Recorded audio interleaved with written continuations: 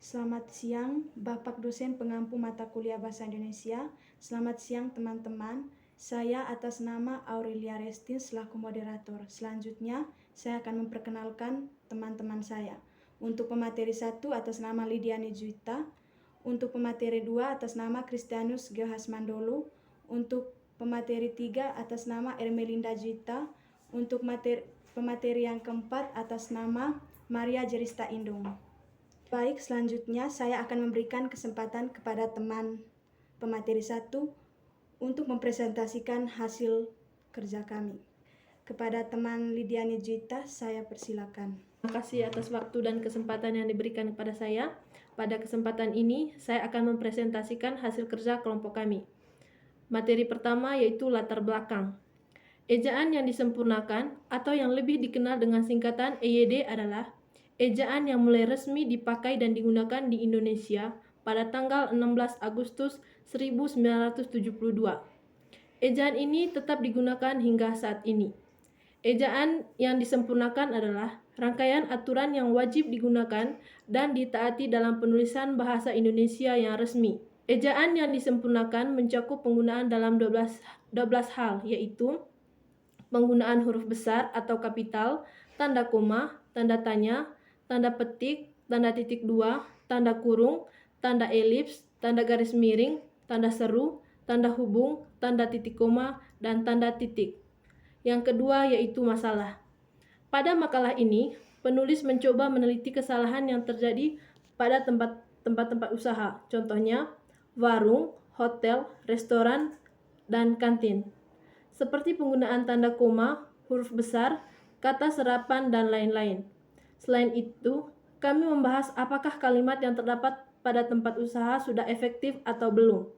Selain itu, kami juga menganalisis kesalahan-kesalahan diksi yang terdapat pada tempat usaha. Selanjutnya yaitu tujuan. Adapun tujuan yang ingin dicapai oleh kelompok kami selama pembuatan makalah ini adalah dapat memahami penggunaan huruf besar, tanda koma, tanda titik, pemakaian huruf miring, penggunaan kata depan, dan unsur serapan. Huruf miring dapat memahami bagaimana cara membuat sebuah kalimat yang efektif, dapat memahami penggunaan diksi yang baik dan benar. Selanjutnya, pengertian ejaan. Ejaan adalah keseluruhan peraturan bagaimana melambangkan bunyi-bunyi ujaran, bagaimana menempatkan tanda-tanda baca, bagaimana memotong-motong suatu kata, dan bagaimana menggabungkan kata-kata. Ejaan biasanya memiliki 3 aspek, yaitu aspek fonologis yang menyangkut penggambaran fonem dengan huruf dan penyusunan abjad, aspek morfologis yang menyangkut penggambaran satuan-satuan morfemis. Pada kesempatan berikutnya saya mempersilahkan kepada teman saya Kristianus Geohasmandolu untuk mempresentasikan materi kami. Oke, baik. Terima kasih teman Lidiani Juita yang telah memberikan kesempatan kepada saya. Pada kesempatan ini saya akan melanjutkan presentasi materi pada poin yang ke-B, yaitu fungsi ejaan. Menurut Siti Mutmainah dalam buku Bahasa Indonesia untuk Perguruan Tinggi tahun 2019, ejaan harus diterapkan dalam penulisan bahasa. Ejaan memiliki sejumlah fungsi penting, yaitu 1.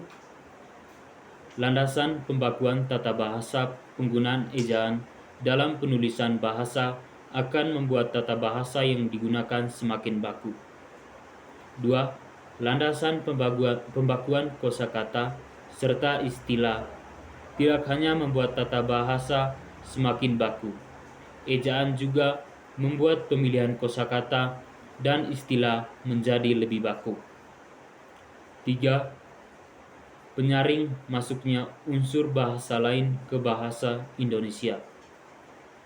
Ejaan juga memiliki fungsi penting sebagai penyaring bahasa lain ke bahasa Indonesia, sehingga dalam penulisannya tidak akan menghilangkan makna aslinya. 4. Membantu pemahaman pembaca dalam mencerna informasi. Penggunaan ejaan akan membuat penulisan bahasa lebih teratur. Hal ini membuat pembaca semakin mudah dalam memahami informasi yang disampaikan secara tertulis. Yang ke-C, penulisan ejaan. Dilansir dari situs Kementerian Pendidikan dan Kebudayaan, penulisan ejaan mencakup beberapa hal, yaitu 1. Penulisan huruf abjad, penulisan huruf vokal, penulisan huruf konsonan, penulisan huruf diftong, penulisan gabungan huruf konsonan, dan penulisan pemanggalan kata. Yang berikutnya, analisis data. Berdasarkan data yang diperoleh di lapangan mengenai kesalahan berbahasa pada media di tempat umum, ditemukan kesalahan dalam penulisannya. Penulisan media di tempat umum tersebut belum memenuhi kaidah penulisan bahasa Indonesia yang baik dan benar. Berikut uraian data-data yang ditemukan di lapangan. Data yang pertama, menganalisis kesalahan penulisan singkatan JL pada papan nama sebuah hotel di Manggarai. Penulis singkatan JL pada gambar di atas salah, merujuk pada Pedoman Umum Ejaan Bahasa Indonesia bahwa penulisan singkatan JL yang benar adalah JLN. Untuk menjaga keamanan dari makna lain, maka JL lebih aman, tidak perlu disingkat atau ditulis secara lengkap, yaitu jalan. Data yang kedua yaitu menganalisis penulisan rupiah di sebuah rumah makan. Penulisan Rp bukanlah singkatan dari rupiah, melainkan simbol mata uang. Per di atas salah karena diikuti oleh tanda titik atau spasi. Jadi, penulisan yang benar yaitu Rp 5.000 setelah penulisan Rp tidak diikuti oleh tanda titik atau spasi. Oke, baik. Untuk poin yang berikutnya, saya berikan kesempatan kepada teman Juwita untuk mempresentasikan. Baik, terima kasih dari Saudara Kris tadi untuk kesempatan ini. Sebelum materi, saya perkenalkan nama dulu. Nama saya Ermelinda Juwita. Untuk tidak memperpanjangkan waktu, saya langsung saja. Data yang ketiga ini analisis penulisan warung. Berkaitan gambar di atas ini salah, karena sebenarnya tulis warung itu tidak menggunakan bahasa baku yang benar. Seharusnya kata warung ini yang benar yaitu warung.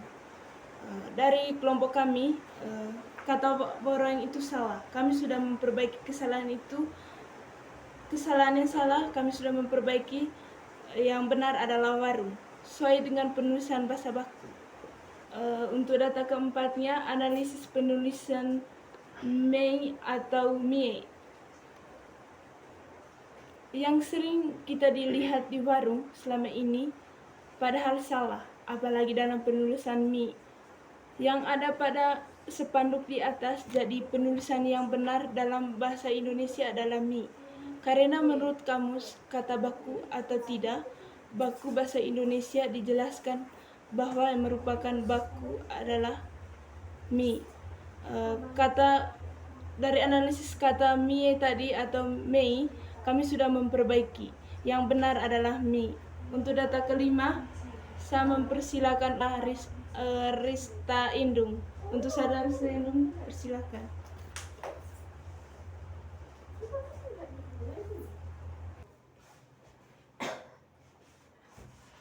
Baik, terima kasih atas waktu yang diberikan kepada saya oleh teman Ermelinda Juwita.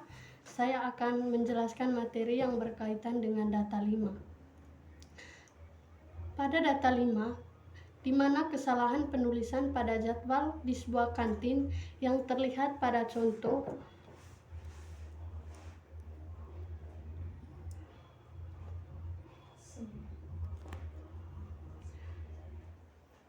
Pada penulisan Senin dan Jumaat, pada gambar di atas salah. Penulisan yang benar adalah Senin, bukan Senen, dan pada Jumaat, bukan Jumaat. Jadi, berdasarkan hasil analisis data yang dilakukan, dapat kami simpulkan bahwa masih banyak yang ditemukan kesalahan pada pemakaian bahasa media luar Manggarai. Kesalahan pemakaian bahasa media luar Manggarai ini meliputi pemakaian tanda baca, khususnya tanda titik, tanda petik tunggal, penggunaan singkatan, penggunaan bunyi vokal, dan lain sebagainya. Berkaitan dengan penelitian lanjut, hendaknya penelitian ini bisa dijadikan bahan rujukan dalam mengembangkan ilmu pengetahuan, terutama tentang bahasa, sehingga akan didapatkan hasil yang lebih maksimal dari penelitian analisis sebelumnya. Pembahasan mengenai media luar ruangan ini bisa lebih diperdalam. Kita semua diimbau untuk menggunakan bahasa Indonesia yang baik dan benar, dengan instansi yang terkait dapat memberikan penyeluruhan bahasa mengenai media luar ruangan. Kepada moderator, Ibu Aurelia Restin, saya persilakan untuk menutup presentasi kami. Sekian. Sekian presentasi dari kelompok kami. Apabila ada kesalahan kata-kata, pelafalan, dan intonasi, kami mohon maaf. Sekian dan terima kasih.